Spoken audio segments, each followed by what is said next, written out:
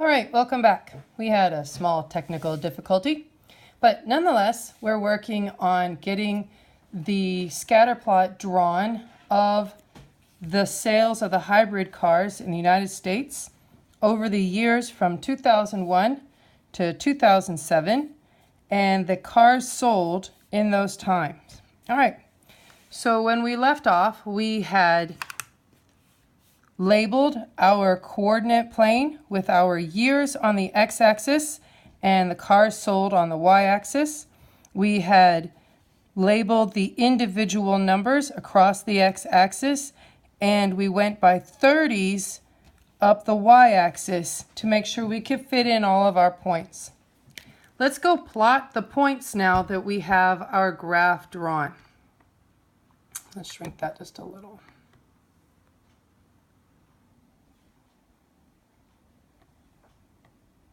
Okay, so our table tells us the year 2001, there were only 20,000 cars, hybrid cars sold. So that's right about there.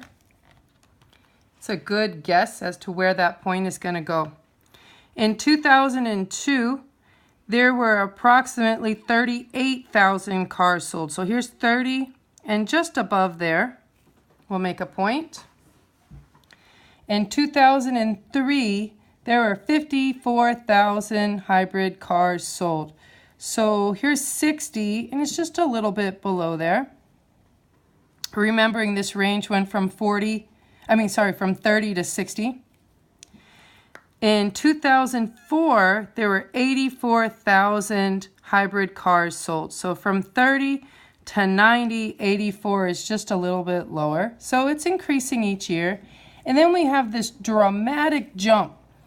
In 2005, hybrid cars apparently came into their own, and 206,000 cars were sold. So here's 180, here's 210, so 206 is right below there. In 2006, there were 252,000 cars, hybrid cars. So here's 240, this is 270, so 252 is somewhere almost exactly in the middle. And then finally in 2007, we have 288,000 hybrid cars sold, and that is again just about here in the middle. All right. So we have made the scatter plot, and our next job is to draw the line of best fit. So we've done A, we've made the scatter plot. Now we're going to do B, draw the line of best fit. So again, using a ruler or your ID badge, let's put in a straight line that is through the average center of the points. So these points really don't line up nicely at all. It's increasing and then it's increasing again, but there's this giant gap in the middle. So I'm going to take a rough guesstimate of where this line belongs, remembering it goes through the average middle, and put it there. There we go. Okay. So now we're going to write our equation for the line of best fit. You have already written down twice what we need to type into the calculator. So I'm not going to ask you to write that down again. I am going to do that with you though pretty quickly. So let's enlarge the screen a little bit.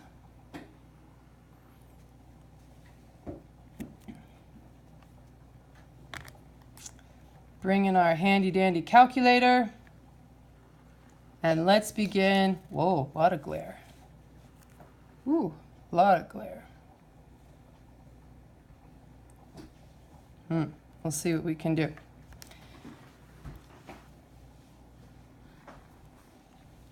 Okay, Joshua. There we go. Ooh. All right, so that'll work. All right, so we're going to go down to statistics. We're going to stat calculations. we are going to look at linear regression. Okay, your X list with your squiggly wiggly braces, control, close parentheses.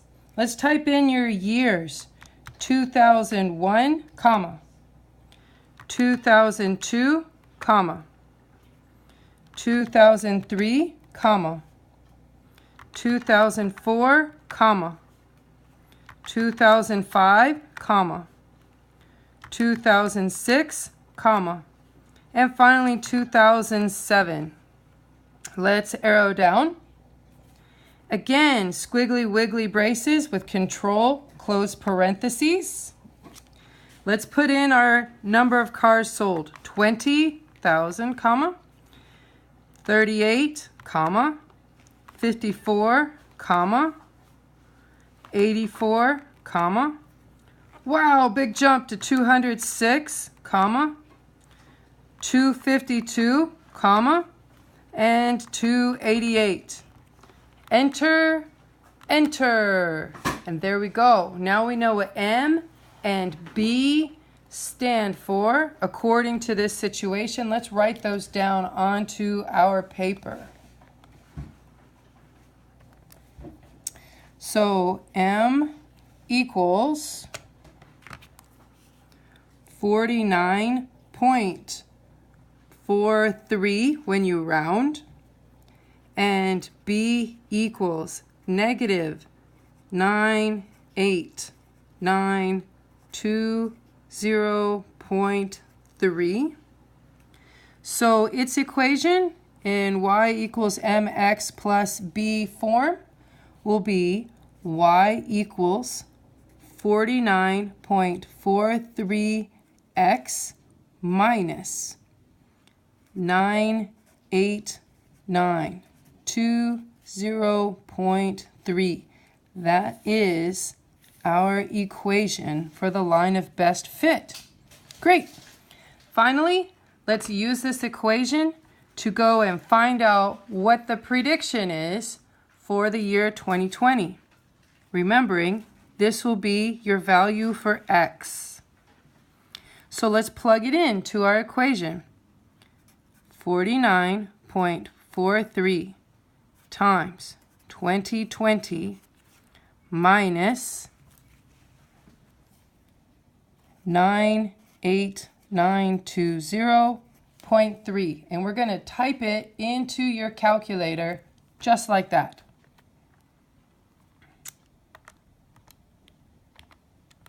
All right, so let's do it. 49.43 parentheses 2020. Close your parentheses, minus 98920.3. All right, they are expecting huge quantities of cars that are hybrids to be sold in the year 2020. That's not too far from now. So we are expecting 928.3 thousand hybrid cars to be sold. There you go. Okay, your job is to now stop the video and you are going to do practice page 8.3, Form G, on your own, but bring it to me so I can tell you how many you do and do not have to do. Let me know if you need help.